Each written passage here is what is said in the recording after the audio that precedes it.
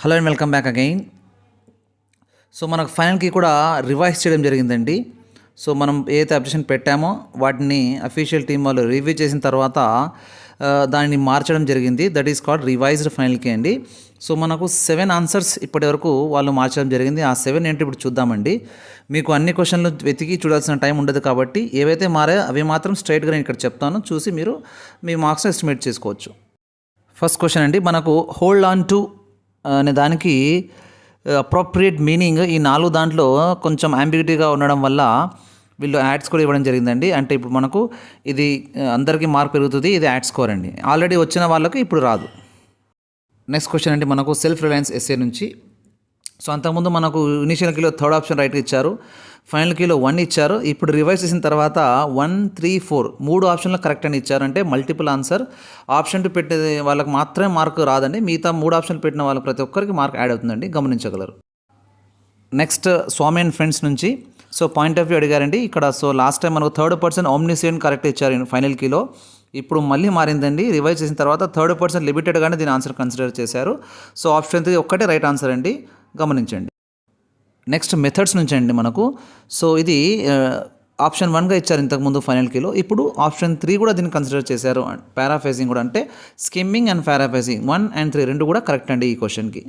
Next question అండి, so ఈ question చదవాల్సిన అవసరం లేదు, ఇంతకుముందు నేను చెప్పానండి. డైరెక్ట్ మెథడ్కి ఉన్న ఇంకో పేరు న్యాచురల్ మెథడ్, న్యాచురల్ మెథడ్కి ఉన్న ఇంకో పేరు డైరెక్ట్ మెథడ్. రెండు కూడా ఆన్సర్ కన్సిడర్ చేయాలి, ఇంతకుముందు చేయలేదు, ఫైనల్లీ ఇప్పుడు చేశారండి. Option 2 and 4 direct method, natural method రెండు కూడా దీనికి కరెక్ట్ ఆన్సర్ అండి, ఒకసారి చెక్ చేసుకోండి.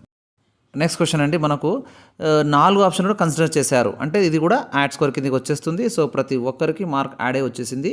ఇంతకుముందు ఒకవేళ మార్క్ ఉన్నట్లయితే ఇప్పుడు పెరగదు, ఆల్రెడీ ఎవరికైతే మార్క్ తగ్గిందో వాళ్ళకి మాత్రం పెరుగుతుంది. నెక్స్ట్ క్వశ్చన్ అండి, మనకు formal grammar and functional grammar గురించి. సో దీనికి కూడా 4 ఆప్షన్లు కూడా ఇచ్చేసారు యాడ్ స్కోర్ కిందికి.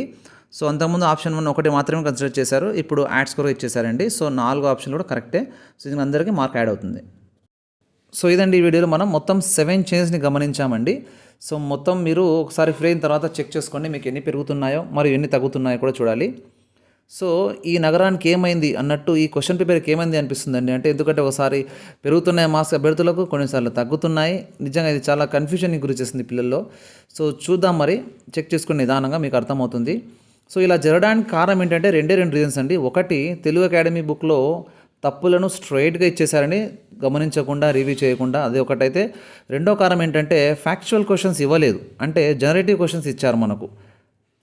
అంటే సింగిల్ స్ట్రైట్ ఆన్సర్ ఒకటే ఉండదండి, ఫ్యాక్ట్ మీద మరియు టాపిక్ మీద బేస్ అయి ఉండదు, ఒపీనియన్ బేస్డ్ ఉంటుంది, లేదా మల్టిపుల్ ఆన్సర్ ఉంటుంది. ఇలా ఇవ్వడం వల్లనే ఇలా జరిగిందండి. ఒకసారి చెక్ చేసుకోండి. మళ్ళీ ఇంకో వీడియో మళ్ళీ కలుద్దాం. Thank you for watching.